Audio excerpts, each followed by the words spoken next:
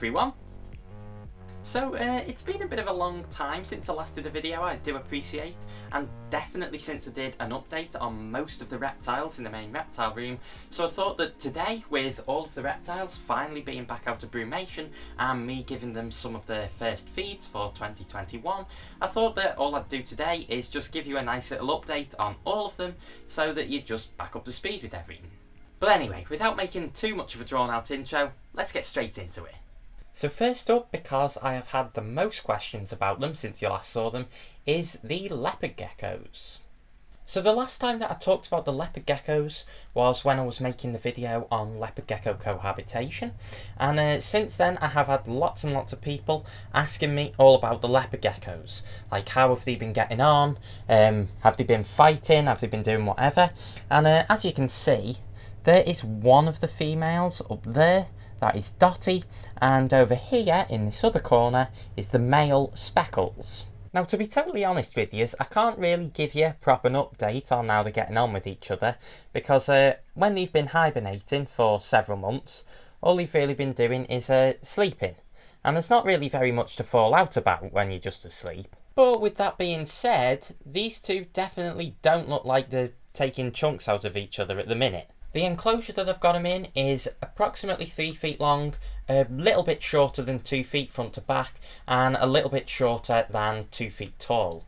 The lighting that I've got in here is I have this 50 watt halogen lamp, which is on a thermostat to turn it off if the enclosure is getting dangerously hot, but aside from that I don't thermostatically control it. The point of that lamp is to provide radiation, not to control temperatures. I've also got a small UV lamp and an LED at the front. Obviously during the winter months the plants have taken a bit of a battering. This devil's ivy, or pothos, whatever you want to call it, has definitely suffered. You can see like some of the leaves really aren't doing well. But since I've warmed everything back up in this enclosure and got all the lamps back on, you can see that just at the top there it is starting to grow again. And I did give this a really good water the other day, which is why you see all the condensation along the front. But anyway, having given you a little bit of a lowdown on this enclosure and the geckos, I think it's about time that we fed them, because these have not been fed since last September, so I am fairly certain that they're going to be hungry.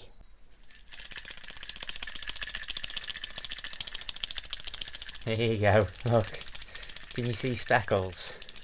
That right there, he's learnt the sound of this shaking. And so here he comes. Come on, pal. Come on. You know that's dinner.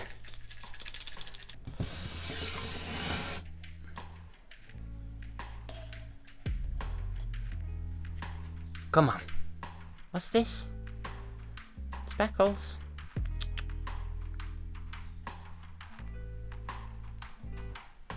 Come on. Gotta get it. What's that? Not seeing food since February, and you haven't seen food since September, but you know what to do with it, don't you? Come on. Hey, good lad.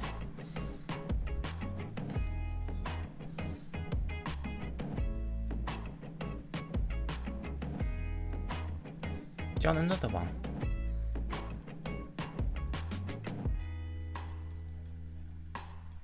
Oh, you doing all? I'm not expecting that.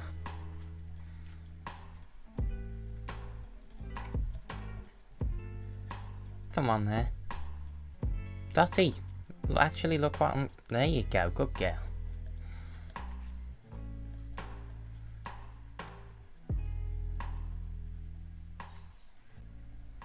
So that's these two greedy little buggers fed. I don't know where the other female leopard gecko is. I did see her the other day, so she's definitely fine. She's just obviously not out, so if I see her in the next couple of days I'll feed her, but in any case, I think that is pretty much it for the leopard geckos. So, moving swiftly on, we can take a look at Char the Bearded Dragon. I've already talked about Char's enclosure quite a bit recently, because we did all of the new stuff with the lighting, so very quickly I will say that that is a spot LED, that is a 100 watt tungsten halogen lamp, which is not on a thermostat to control it. It is only on a thermostat to turn it off if this enclosure gets dangerously hot, which is something I will be talking about in a video coming soon. but then I've got 2 UVB lamps timed so that they can come on at the middle of the day to provide this little fella with a booster UV so that it's sort of like, you know, midday sun. And then I've also got an Arcadia Jungle Dawn LED bar providing light over the rest of this enclosure, which is 5 by 2 by 2 feet.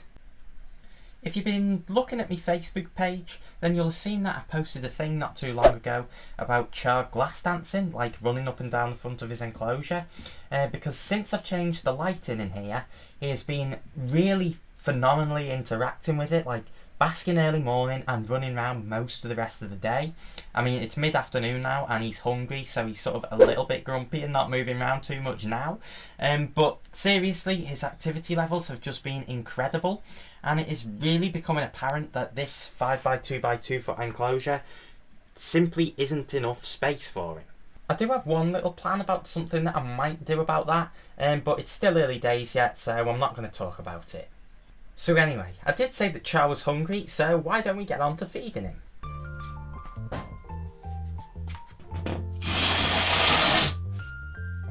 Come on. First course, you've got to come and get your veg. Oh, good boy.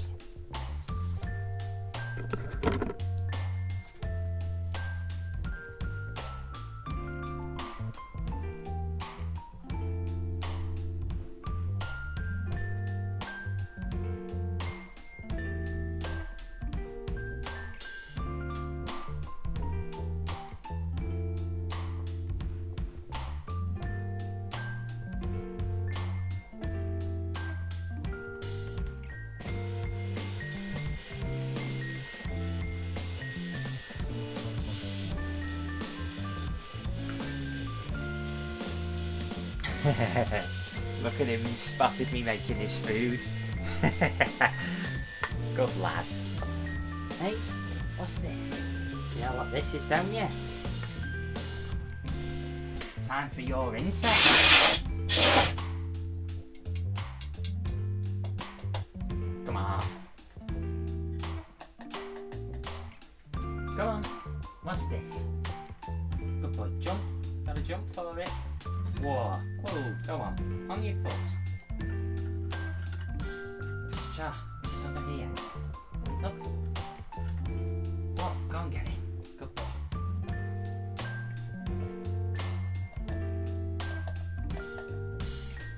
Come on.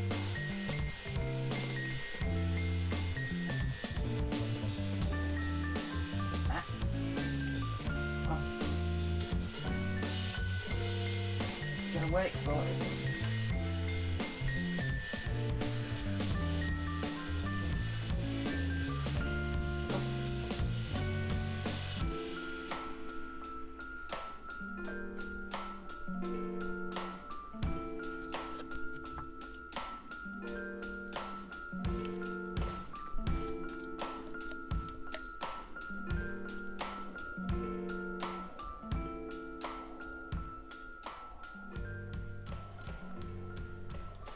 Right, so moving on from my pal Char the Bearded Dragon down there, we do have the 2 Chinese leopard snakes, one being in each of these 2 enclosures. Now these I have seen both of them since they've been in hibernation. The male down here, Rusty, is currently in blue, so I'm not sure if he's going to eat for us. And Chloe is up here. I haven't seen her in a couple of days, so it's possible that she's going into shed as well, in which case we aren't really going to get much footage of these, but I can try. So, moving swiftly on, we go from a pair of snakes, which I don't see very much at all, to one which I see rather a lot. This in here is my corn snake Red, who is doing really rather well. He's been out of hibernation for quite a bit. He spent most of his time sat up on that branch over there, sort of above where his tungsten halogen lamps are, and not really in the way of his UV lamp. Now I think the reason is he sort of goes down there, thinks, there's radiation coming down there, and then wants to go up towards it, and so naturally ends up there, and he'll sort of sit there for days on end, like waiting as if he's going to get warm. He's heard my voice now, and I think he can probably smell the rats and mice in the room. He's got a rat coming in a minute. But hang on, what was I saying? No, the point I was trying to make is that... Hello? He's just ran over here, you see. He's being irritating. Anyway, before I lose my thread once more, what I was going to say was that the heating and lighting arrangement in here really is not ideal, because where he is set to bask is down there, and, you know, as I just explained, he wants to go upwards to get warm, which sort of makes sense, like, for the wild situation, but obviously this is really artificial, and so this poor little sod, I think, is getting confused.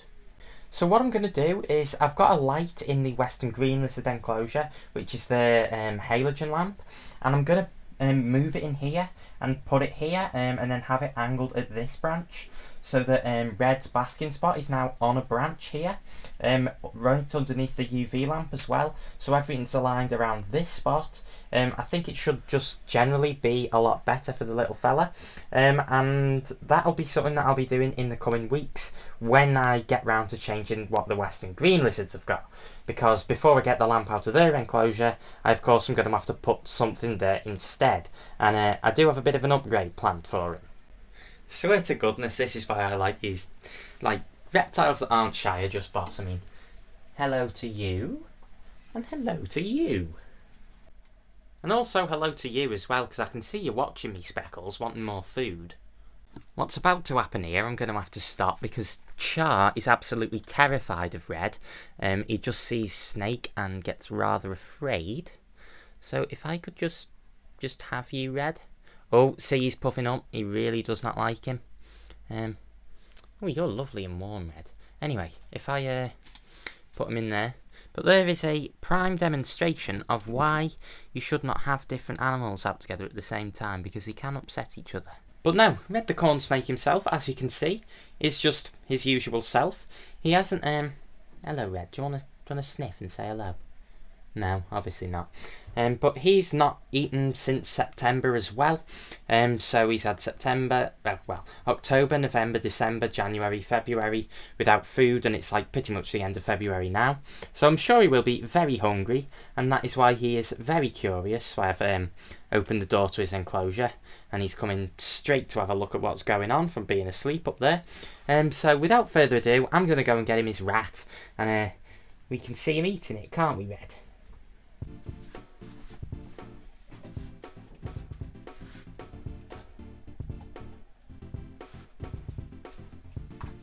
Right, come on you.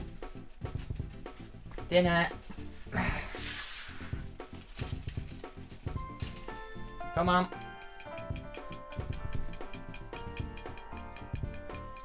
You know what time it is, Red?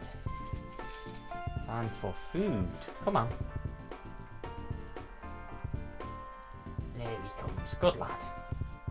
Ah, God, I've gone and burst the rat. Well done. Come on.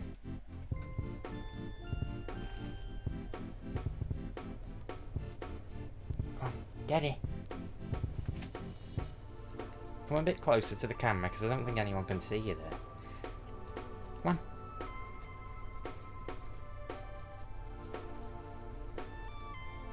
on. Oh.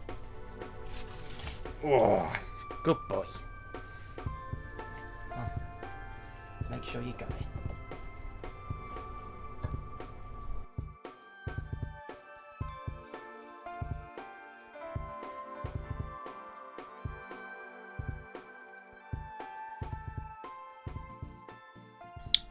And there he is. All done.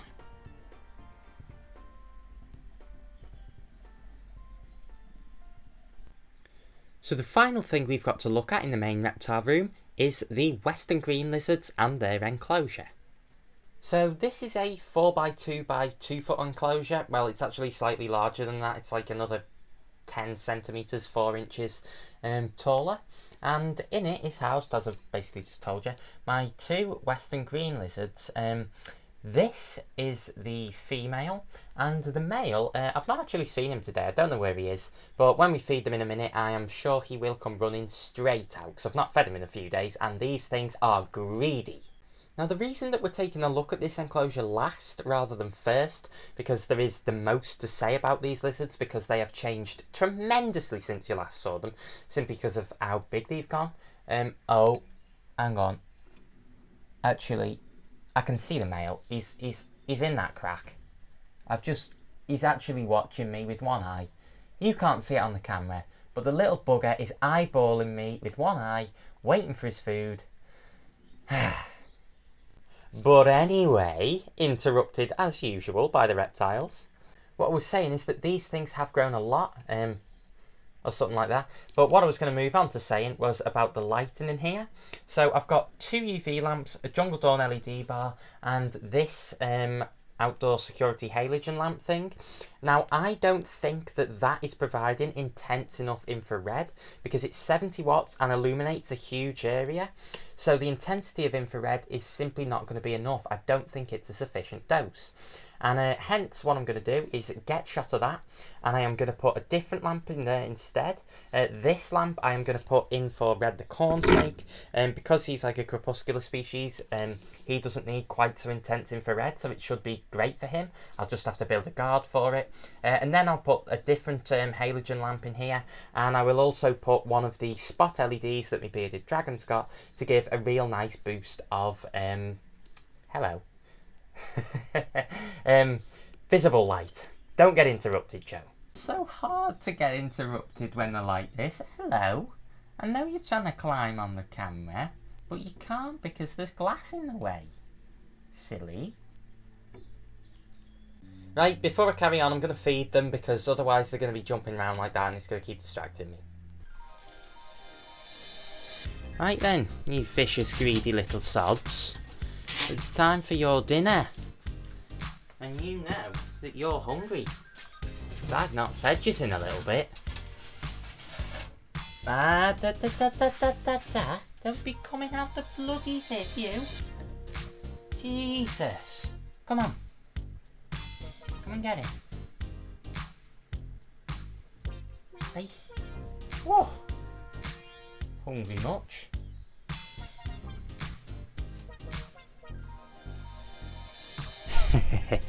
The male in the background, I can see him because he's left out. Right, come on then. He's coming, he's coming, he's gonna peep out now, right now. Right. Come on. Come on, you. You can have food as well. Come on. Hey, good boy. Come on, come down here. Look, there's no need to nick the food off your friend. Come on, look.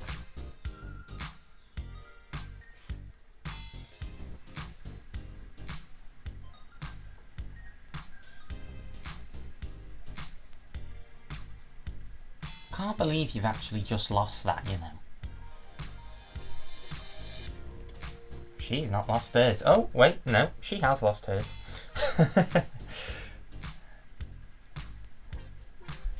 We've seriously both lost the dinner.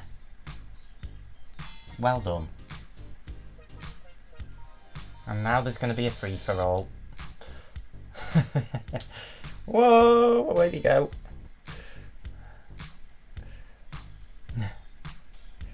These things are really entertaining, you know. Really seriously entertaining. Oi! Don't you be going for me. I'm not your dinner. And that's it. Bugger off back up there now you've lost it. I mean, that is not hard to find. It's literally there. And the other one... Yeah, the other one's in the depths of hell, innit? Never going to get that back.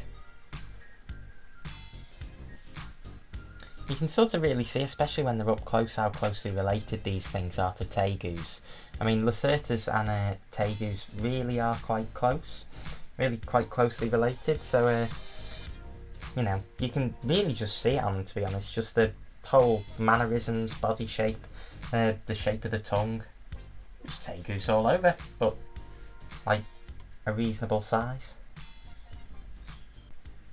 So to finish what I tried to start saying earlier and forgot all about, is these I am feeding last, for good reason, because actually they have had, yes, hello, they have had parasites, which I have been treating, and I actually think I am on top of, because just feeding them now I can see only a fraction of what I'm worried about on them to what I saw the other day. So I am planning on making a full video about all of what the issue has been and how I've been treating it, and hopefully that'll be coming out soon. I'm really coming to the conclusion that these things actually don't like the fruit beetle grubs, because he's dumped that one and she's just looking to see if I've got something else rather than actually trying to find anything. Oh wait, no, he's got that. What are you gonna do with it? Ugh, disgusting. You definitely don't like these, do you? I'll have to get you something else. Well, at long last, I gave it back to the female, and she's eaten hers, and Laddo up there is just looking rather jealously at it, but he wouldn't eat it. He doesn't like them. There we go. I gave in to his fussiness, and a cricket is consequently going down the hatch.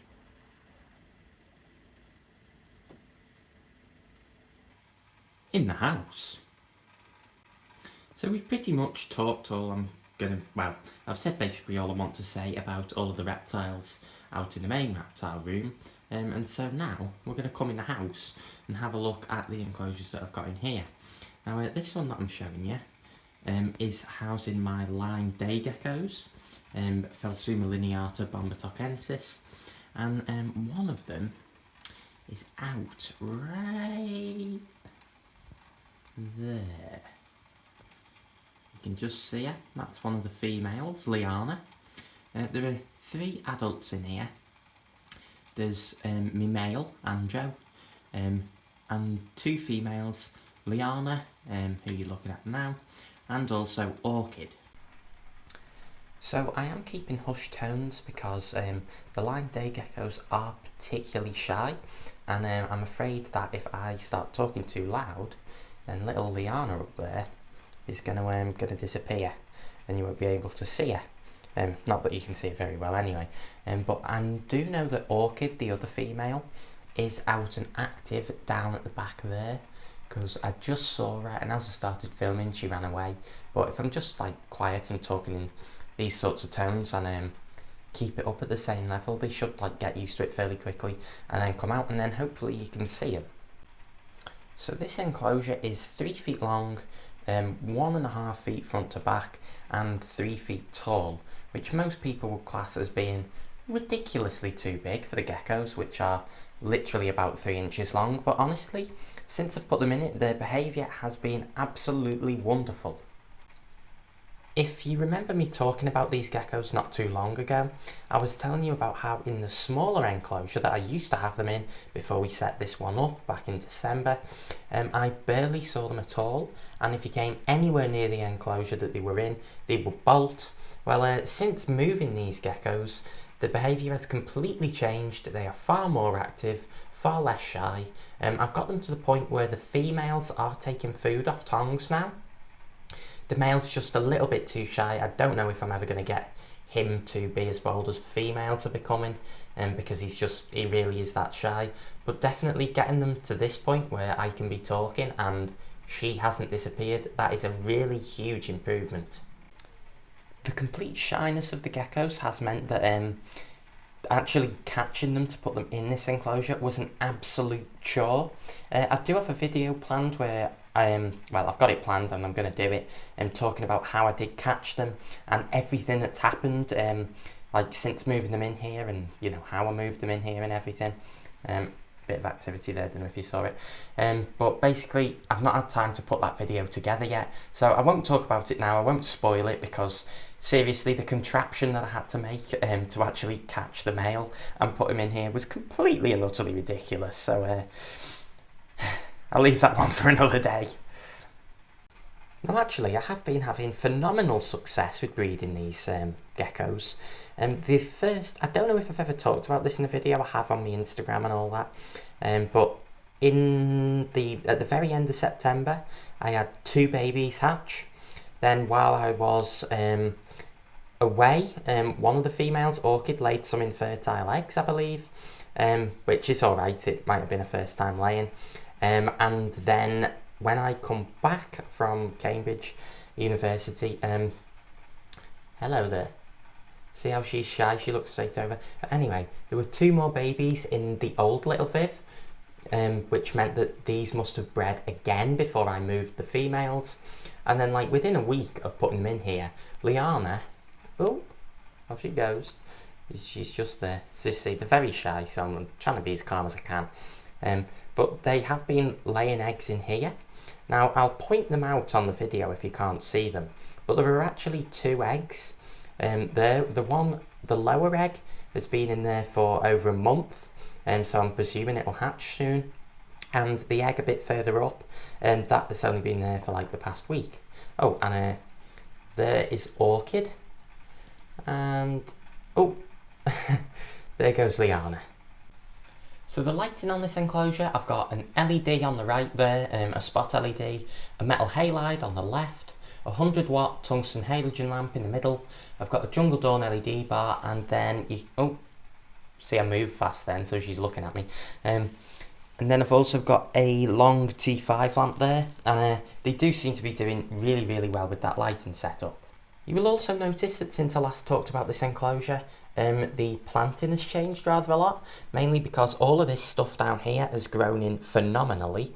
We have the baby steers carpeting plant is doing really well, that's all the stuff with the little leaves. And then I've got this moss is coming up out the water. I've got little ferns that actually there's a little plant pot down here and we get stuff growing on it, so I just sort of rob it and put it in my enclosures like these clumps of moss, and so hopefully that'll all cover it up, but that's doing well. The Hyper Westies polka dot plant doing phenomenal, same the red one is as well. Then this elephant here doing great, growing really well. The Zucchina here, that's growing nice. And I also, since last time, I've put lots of more bromeliads in here. The first one I put in was this one, which is completely pink now. So that one's been in for ages and it's blushing really nice. Then I put this one in here, and you can see it's quite pink, but not as pink as the other one. Then the third one to go in was the little green one at the front.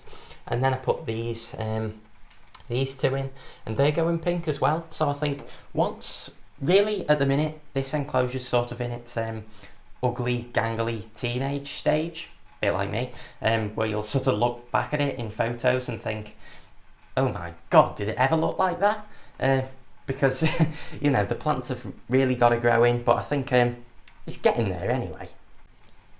The other little thing to point out, which is really quite exciting, is that the orchid here, like not the lizard named orchid, the actual orchid plant, that has got a little side shoot coming off here, which means that it's going to flower. It's the same kind of orchid, a phalaenopsis, like this one, which I've just growing at the side of the enclosure, only the one in there has got white flowers as opposed to this one that's just in a pot and that's got pink flowers, but when that's out it should be nice. Now what I'm showing you here is the old line day gecko enclosure, and as you can see, it does have line day geckos in it. Namely, there are 3 babies in here, because, you know, the adults have been breeding that fast that I've just been keeping this little enclosure for putting the babies in, and they are doing great. The baby you're looking at now is about a month old. Oh, and there's also something that I've been wanting to show you, but I don't know if you, yeah, you can see it there. Brightness up, quick before it moves. Yeah, it's moved. There you go. So that there is one of the new inhabitants for the big line day gecko enclosure. It's just in with the babies at the minute because I'm quarantining them, and they are poison dart frogs. So the poison dart frogs, they are Dendrobates tinctorius robertus, and they are the first land-dwelling amphibians I'm ever keeping. They are meant to be a really bold species of dart frog. At the moment they have been very, very shy, but I am seeing them more, like you just saw that one hop out then. For the first week I had them, I didn't see them, but now I'm sort of getting fleeting glimpses of them like that. But eventually those are going to be moved. Once they've finished quarantine, they're going to be moved into the big Leopard Gecko enclosure, just to add some more activity in there. And that's also why I've got the water region in that big enclosure, so that when those frogs are breeding, they've got somewhere to lay their eggs. But as you can probably tell, this enclosure is nowhere near as nice looking as it used to be. It's a bit of a mess really, but to be honest, that's just because it's a holding tank, and when I was catching the adult Leopard Geckos, I basically had to ruin it to get them out, which is a bit upsetting. But again, I'll talk about that whole catching process in a video of its own. I will point out though, if anybody is looking for any Leopard Geckos, then let me know and I can put you on a waiting list or something, because seriously, I'm getting 2 of these things every month, so there's no way I'm keeping them all. I'm definitely going to be letting most of them go, so if you are interested in keeping these, then just tell me. The final enclosure that I've got to show you is that of my Crested Gecko Splat, who is actually, like, for once in a million years, sat out. Now I will say straight up that I have finally decided, having thought about it for a very long time and told you about it like months and months ago, that I am going to sell my Crested Gecko, because I've just sort of come to the conclusion that it's not really the sort of species that I enjoy keeping. I've had him for, God, I can't remember, it's either 4 or 5 years, so selling him on is sort of a big decision, because I've raised him since he was 2 grams, and he's a fully grown male now, so it's sort of a big decision and a little bit bittersweet to see him go. But this enclosure, and it's just not really my thing. I prefer keeping reptiles that are sort of active during the day, because I do not do late nights at all, and so this guy, who literally only comes out when it's like all his lights are gone off, I'm going to bed at that point, and so I basically just don't see him. I put food in and it disappears, and then once a month or something he's sat on his bar, it's like his basking branch thing underneath his lights for like 1 day a month, and he doesn't move, and that's all I see of him. So sort of, it's not really my thing, but it is somebody else's, somebody who stays up of a night. So if you're that person, then let us know. I don't mind if you've never kept a reptile or anything before, and this might be your first. If you were to get him, Crested Geckos are often people's first reptiles, then I don't mind that. I'm perfectly happy walking through the enclosure and everything. But if you are somebody who's just got like a 30cm cube Exoterra with no lights on it, and you think you're going to get my Crested Gecko, then that's not happening. But with that being said, as far as things go, Splat the Crested Gecko is doing perfectly fine. He's sat there basking, he's happy. There's his little food dish. I put something in that every now and again, and then he'll come to it, or I throw some crickets in, and as I say, they disappear. So he's all doing well. His enclosure's looking pretty good. It did sort of take a turn for the worst when I was away at university, because I wasn't here to tend to it like I would. But I've come back and I've pretty much sorted it out now, so that's good. So anyway guys, that pretty much wraps up this reptile room tour. I know it's been like a massively informal video, but to be honest, I've been working on a video about heating reptiles that is mega formal and probably too complicated for like over a month now, and I thought it's going to be a long time until I get that video finished, so I thought I've got to do something, and so much has happened since the last time I gave you any updates. I thought, you know what, sod it, this weekend I've got a little bit of time free, so I'm going to film a reptile room tour. So anyway, if you did enjoy this video, then please subscribe to the channel, because I've been JTB Reptiles, teaching you how to follow nature's example, and I'll see you all in the next video. Bye guys.